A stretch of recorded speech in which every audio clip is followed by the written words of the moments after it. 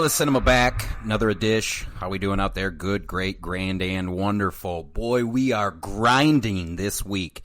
I was just telling my guests, I'm so tired today that I got that eye vibration going on, like where you're just it's out of control. And there was the briefest of moments at 5:30 in the morning this morning when I was clanging and banging at the gym because I'm a psychopath, that I was like, oh man, today is going to be a long day. Maybe you should read. No, get that shit out of your head. You are going to go forward with it. And I have been having such a good time the last couple of shows, whether it was with MacLeod, who I just extremely talented, extremely personable, or Sydney, who I really hated in the film because of how good her performance was. Just such a blast talking to these folks, and we are continuing a trend today. So today is part 3 of our Evenings Waiting for Ghosts series. You would have thought that I would have changed that little title. No, we're just going to keep, even though it sucks to say, Evenings Waiting for Ghosts series.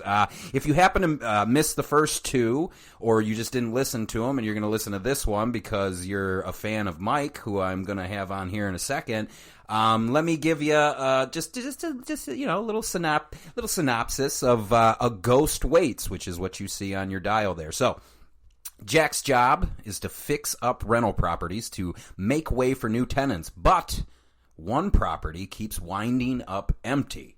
Tasked with discovering why and fixing the issue, Jack meets Muriel, a ghost. Muriel's job is to haunt the home and keep it vacant. They should be enemies, Jack and Muriel, but they have a great deal in common, and pulse notwithstanding.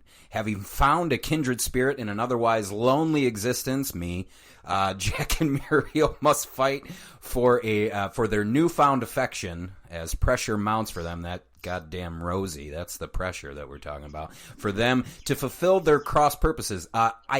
This movie is everything. It's humor, it's heart, it's horror, it's it was such a great blending of genres that because I don't watch trailers and because I don't look up anything, like, I'm always surprised, and this one caught me off guard, just like the just total opposite ends of the spectrum we hit a couple of times. I will mention it at the end, but I definitely want to mention it now. A Ghost Waits will be released on Blu-ray by Arrow Video on May 4th, so you can go and pre-order that now. Now, if you're one of those younger cats that don't like physical media, I'm not going to bang on you. That's fine if you know, hey man, I just don't got the fucking room. I would prefer to stream it. That's totally okay. You can actually stream A Ghost Waits right now on the Arrow player. If you don't have a subscription, it's only $5, and given the titles that Arrow Video is my jam. I love Arrow Video. I love Shout Factory, MVD. Those companies are bringing me movies that I want to see. So, like I said, today is part 3 of our Evenings Waiting for Ghosts series. Today, on the show, I have a dude that, as I was going through his IMDb catalog a couple of days ago, I was just like, these are my type of people that know how to do a little bit of everything. I mean, he really has done it all, whether it's been an actor, a writer, or a director, or, you know, he even did visual effects, special effects. He's a colorist. The list goes on and on and on, and I was just blown away. Because I think that this is kind of the new wave of filmmaking. I don't think, it's like it used to be in the past where just, nope, one guy does that, one guy does that. I think because of the way that film has trended, you can't be lazy. You can't be lazy. So, and he definitely is not. Like I said, looking at his stuff, he's worked steadily for, we're over a decade now. So, Michael C. Potter joining the Ella Cinema podcast for the first time. Sir, thank you so much. Hell of a job on this project, sir. Hello. Thank you. Yeah, after you're going through my resume, I'm like, God damn, I'm a hell of a catch. I'm kidding. Jesus. No. Yeah, it's that all had to do with just trying to find footing and you got to do what you got to do to get something done. You got to be scrappy. So it's, I think you're right. I think it is kind of like the new wave of filmmaking. It's, you gotta do a little bit of everything. And I think that makes you a better filmmaker at the end, Yeah. If you understand color, from the post-production process, then while you're filming and capturing in camera, you can go, all right, I'm making some choices that are going to be really pretty obvious what I'm going for, but then you can kind of change it up and give it that little extra in post or whatever, and certainly editing has helped with shooting, to know, okay, we're coming into a new shot or a new scene. I gotta have somewhere to lead me in and guide me in, so it works together in this symbiotic way.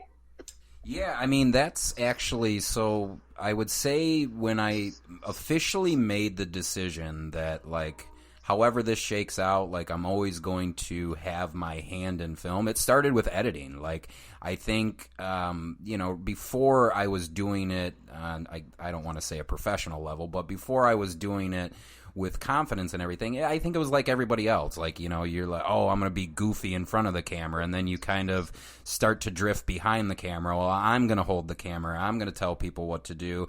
And honestly, I would say one of my biggest teachers in storytelling is for sure editing. And kind of going back to the new wave of filmmaking, it's just so different than what it used to be in terms of like the new wave. I think for good or ill, I think whether it's the cameras are a little bit cheaper, depending on what, I shouldn't say the cameras, but the fact that you aren't shooting on film anymore. You have so many avenues that you can distribute your product. You do bring up a good point though about accessibility, with things like DaVinci Resolve now having all of it in one program that you can download for free. You don't have some of the special effects or whatever that would come with like the paid version, which is only $300, which is mind-boggling. I mean, really, it is. But, it really is. The cameras you can get for like $1,300 that are, going up against REs or Canon C300s or whatever, things like that. It's crazy. I mean, there's a guy. I don't know if you saw it. Did you see the 1917 send up video or movie called 2020? It was like a kind of a beat for beat remake of 1917. No, but I definitely want to now. Oh, it's phenomenal. And this guy and his buddies just went out and made it.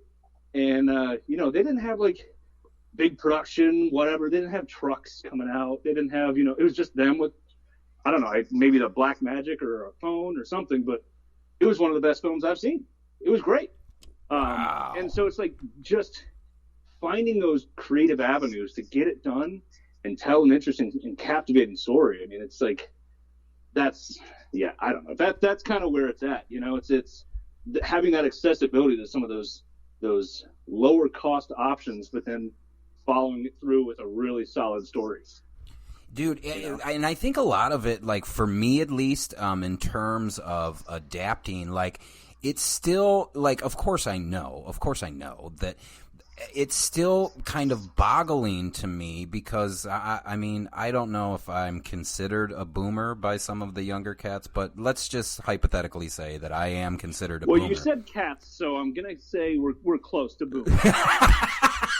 So, yeah, you're probably right. And, of course, it's cats spelled Katts. Oh, yeah. Has to be. It's hard for me to wrap, even something as simple as wrapping my head around the fact that, for me, I didn't grow up with a 1080 or a 4K camera on my phone. So it's much like Googling things. I think I was even telling Sydney about this.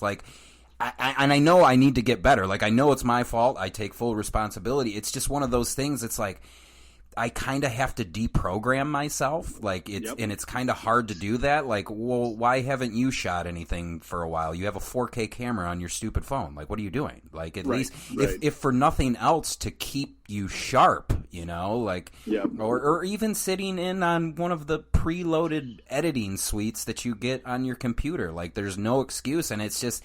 For me, for many, many years, that's just wasn't the case, you know? Like, I was editing my first editing, well, before I got on Avid, I was on those colored iMacs. Oh, my God, there's so many people that just fucking turn the show off. They're like, colored iMac. I'm getting, fuck Sean. I'm done with him. That's, I mean, you're dating yourself, but that's no, totally. But no, I remember those. You know, the schools came out with them, and they're like, "Look, these computers have color on them." And you're like, "Okay, I guess I'll play that QWERTY game where you're trying to like type and like." Yeah. I guess I could play Oregon Trail. All right, neat. Yeah, and it was the remastered Oregon Trail. Oh, like, yeah. It was the good one. It wasn't like the floppy disk one that just took for GD ever. No, definitely not that one. Nope. But yeah, like Steve Jobs. That literally exactly Steve Jobs. We just the fact that there were colors, and that's exactly what we did. We went, this one's green. This, and you can see inside of it. And what a well, green was my favorite color until I died, and that's pink. Yep. There you go. Some people change. Hey, I just quoted you. No, I was more quoting your podcast with MacLeod.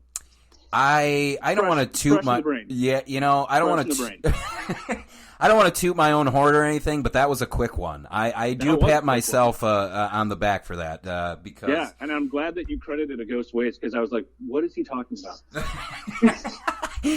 He's talking about green, now pink. This guy's fucking out of his mind. He's out of his mind.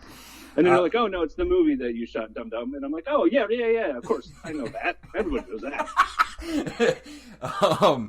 So I had told you before we rolled the show that I have a lot of wannabe filmmakers that listen to this show. So I do have to ask you a couple of boring questions, just so they can, I just like it when they know that you guys are humans. You're not bred in a factory out in Bakersfield and shipped down to Los Angeles. Like, those days are over. Those days. No, actually, I have bad news. I was actually made in a lab, and it was an L.A. Beverly Hills kind of like, this guy's got to go and do the thing, right?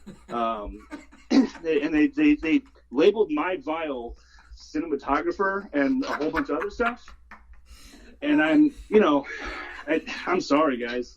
It's just how it goes now. You're just made in the lab, and that's it. So you may as well quit. Just give up. Just kidding. Oh my goodness. No, I'm just hanging out by my pool here with the palm trees and ladies splashing around. Except that I'm in Cincinnati, Ohio, where it's 63 degrees and overcast, and my 3-year-old is running around, and I'm trying to avoid her so she doesn't scream in my ear, "Daddy, Daddy."